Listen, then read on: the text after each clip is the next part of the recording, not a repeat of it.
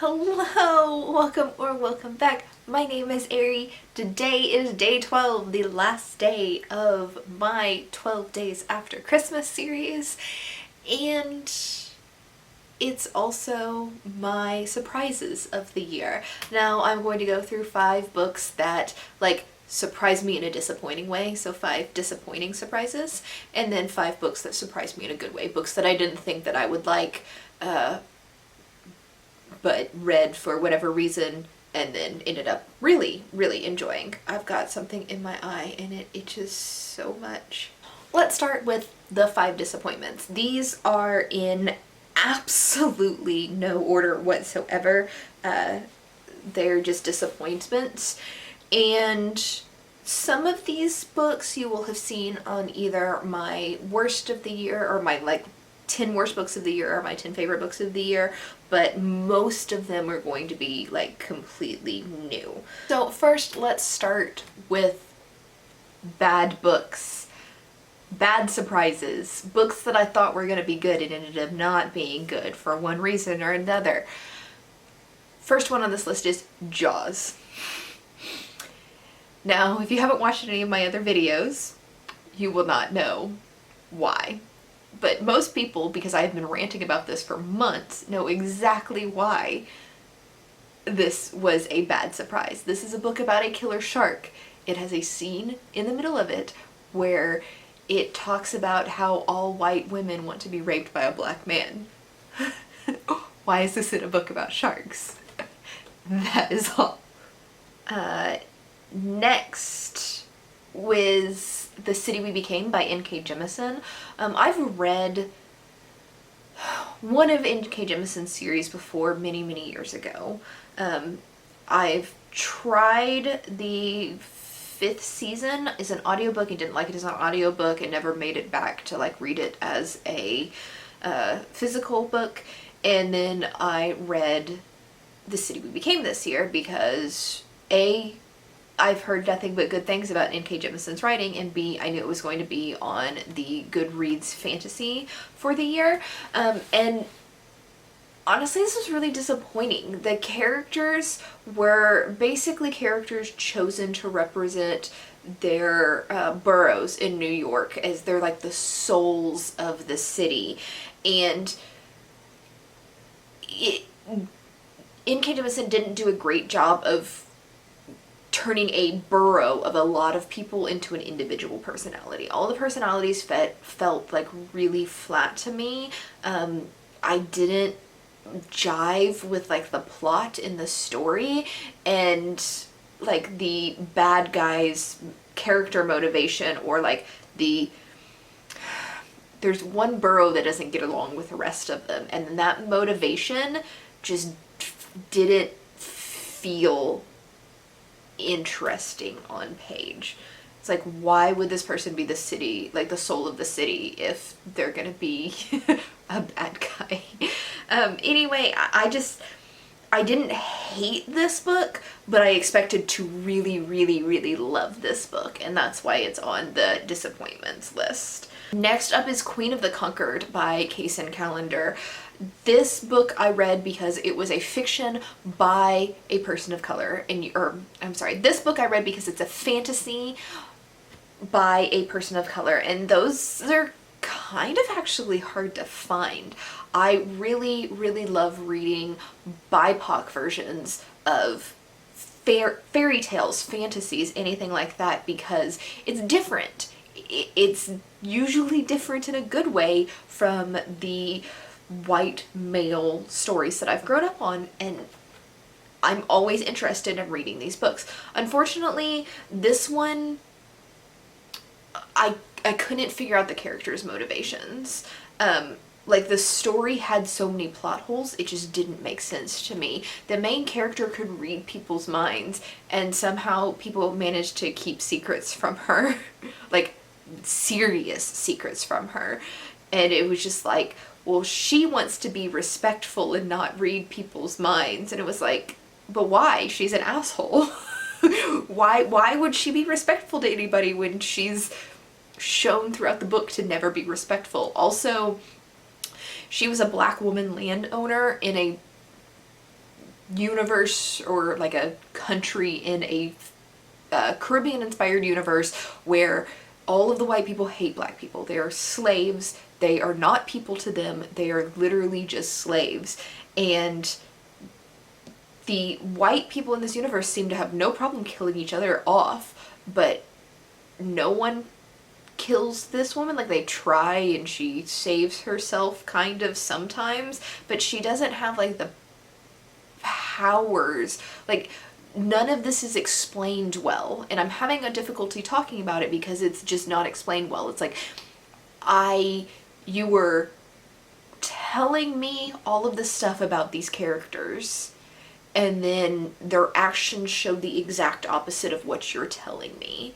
And for that, I just overall really didn't like the story, and will probably stick to Case and Calendar's contemporary and not their fantasy, because I just don't think this was achieved or like done well. The next one is going to be controversial. The Blade Itself by Joe Abercrombie. Why do people like this book? It's like character introductions of characters. It's a grim dark fantasy series apparently. There's not really anything grim dark about the first book. It's just like all of these people are going on a quest, but this entire book is just the introduction to each character that will be part of the quest, and then them gathering up, and at the very end of the book they leave to go on the quest, which you assume is like what happens in the next book. But these characters aren't supposed to be likable, so why am I getting an entire book introducing me to characters who are a bunch of assholes? Like, what is my motivation to continue this series? Why do people say this book is like their favorite book when it's just an introduction to a bunch of shitty people? I don't get it. Somebody please explain the First Law trilogy to me, because I just don't understand. And the last book in my disappointments was Harrow the Ninth by Tamsin Muir. This, I actually have it right here. This is the second book in the I don't know what this trilogy is called. Locked Tomed trilogy. It's not even written on here. For some reason it just came to my head. This is the second book in the Locked Tomed trilogy. The first book in this trilogy was my favorite book of the year, and I went into this book expecting so much out of it. Like, I pre-ordered it, I started reading it like the first day I got it. I was so excited. And the first book is a character-driven story, and this one again is a character-driven story, and I just don't like Harrow's character. Harrow is insane. Like, she has done surgery on her own brain to remove certain memories of a traumatic event for herself, and because she did that, and she's not really a surgeon, she's a necromancer, she kind of like fucked up her own subconscious, and she like sees visions, and she's literally insane. Like, psychotic insane. She sees things that aren't there, she hears things that aren't there. Her brain's fucked, and it's very confusing. It's like really confusing because most of us, I would assume, are not insane and don't see visions, so following her perspective is just so confusing. Most of the books, I'd say like 2/3 of the book are just confusing and difficult, and from Harrow's perspective, the end of the book is pretty good. Like, this was probably going to be a 2 stars for me, and then I bumped it up to a 3 star because of the end of the book, because the ending was great. I still want to read the 3rd book in this series. I just was very disappointed going into this book expecting it to be a 5 star, and then it ended up somewhere between 2 and 3 stars. And those are 5 disappointing books. Were they all the books that I was disappointed by? No. I just kind of like went through my book list and with like, oh yeah, I remember expecting a lot more out of that book than I actually got. Now, 5 surprising books. Again, in no order, but these are books that I didn't expect a whole lot from, that I was reading for maybe my Century Challenge because it was published that year, or some other like readathon. I actually think all of these were for some challenge and I wouldn't have normally picked them up, which is good. This is why I do these challenges, because I find these hidden gems that I didn't think I would like. First, we're going with Legend by David Gemmell. It's a very generic sounding medieval fantasy. Like every other medieval fantasy ever is what it sounds like. It was written in the 90s. It's not particularly popular, so but I like medieval fantasies. Like this is my childhood right here. So for my Century Challenge, I was like, I'll read this. This ended up being a 5-star and on my top 10 of the year because this was so good. It's so grim dark, and David Gemmell has no issue killing off his main characters, which I love in fantasy. But I just so much enjoyed this, and I expected like mediocrity at best out of it. Next up is another book that I read for my Centuries Challenge, and I picked up this book because I have read a book previously by the author that I liked, and this is The Remains of the Day by Kazuo Ishiguro. I've read the Never Let Me Go, which was a science fiction dystopian type novel that I had to read for school, and I liked it a lot.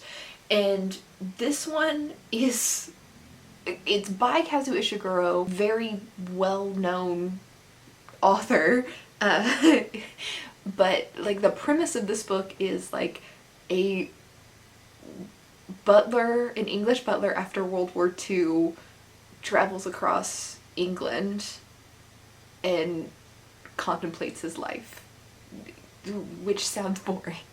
But this is amazing. Kazuo Ishiguro can make like the most boring generic premise like so amazing. So after reading this, it's like I have to read everything this man has ever written. So I will now read everything this man has ever written. Next up is a book that I read for the BuzzwordaThon. The BuzzwordaThon is basically you spent a week, maybe a little over a week, reading books with the word night in the title. And so I just found a bunch of arcs online from various websites and read a bunch of books with the word night in the title. And one of the books that I read was Coffee Days Whiskey Nights by Sirius Parker. Now, this is a book of poetry. I never thought I liked poetry, but I really enjoyed the story so much that I like bought a copy of it so I can reread it. This is about depression, and as you go through the story, you've got poems that are written in white on black pages, and then poems that are written in black on light pages. And so the white pages are happier poetry. These are things that are good, the positives of his life. And then the black pages are like darker, like his whiskey nights where he's dealing with depression, he's dealing with sadness, and it just alternates between like the good and the bad, and working through depression, through suicidal thoughts, and it's just a really great poetry collection. So that book alone has inspired me to read more poetry in 2021. So if you've got poetry recommendations, leave them in the comments. The darker, the better. Next up is a book. I read it for the Goodreads Choice Awards for 2019. I don't remember which category it was in, but it's called Invisible Women, Data Bias in a World Designed for Men. And I just went into this expecting this to be like man-hating. I don't know why, but I read the title and I was like, shit, this is gonna be a book about how men have everything great and women have everything bad, and there's not going to be any like acknowledgement that while proportionally white men tend to have it better than women, that not necessarily in all things. That's not what this book is, and that's why it's surprising. This is just like scientific data that shows where women aren't considered by the scientific or planning community. From like city planning to like seat belts to like the effects of drugs on your system, women are treated as like an abnormally and not half the fucking population. So this one was kind of on me for expecting something that this book was not, and then I was pleasantly surprised. I do have to say that the author, Caroline Corrado Perez, has said some shitty things about Black women's feminism. Like, she doesn't support Black voices in the feminist movement, or more of like, she ignores Black voices because it's more important to have women's voices lifted up and not Black women. So it's easier to get men to listen to white women first, and then maybe we can go back and bring in the Black women later. Some shit like that. So I don't exactly encourage you to support the author herself.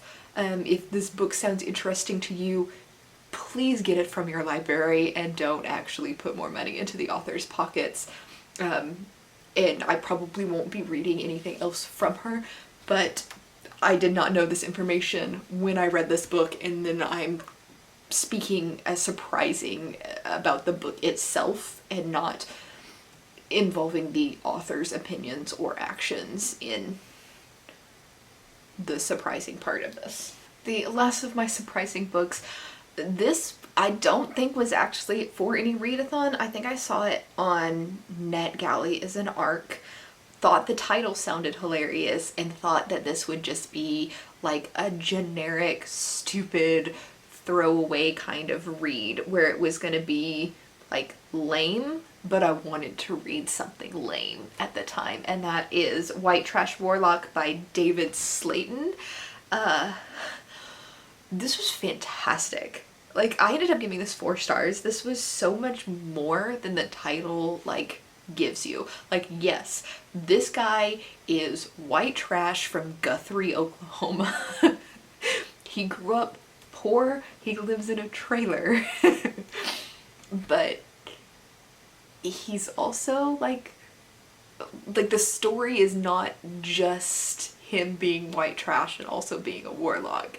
It's a story of him using what very, very little magical ability he has as like a human warlock, to save people that he cares about, to save his brother, even though his brother has not treated him well in the past.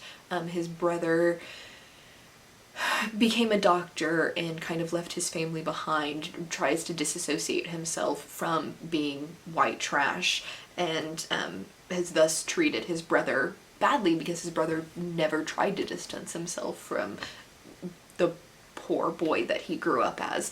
And just like the family dynamic of like, he doesn't really forgive his brother, but he's still going to help because it's what a good person would do. Or maybe he's not as powerful as somebody else, but he's the only person who's willing to do anything about it. And I just really, really enjoyed the story.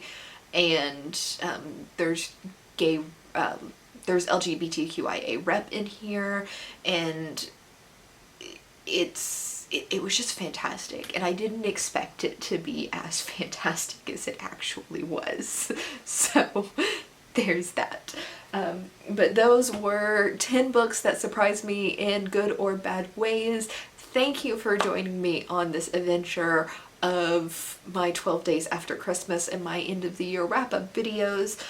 I will go back to my normal uploading schedule for the rest of January, which is videos every Tuesday and Saturdays. I think I'm gonna have some Thursday videos this month because of the 12 days of Christmas, I missed like a lot of those like monthly wrap-up videos that I normally put up, so you may end up getting 3 videos a week for at least like the first half of this month, maybe. No promises, but don't be surprised if videos go up on Thursday. I will catch you in the next video. Bye.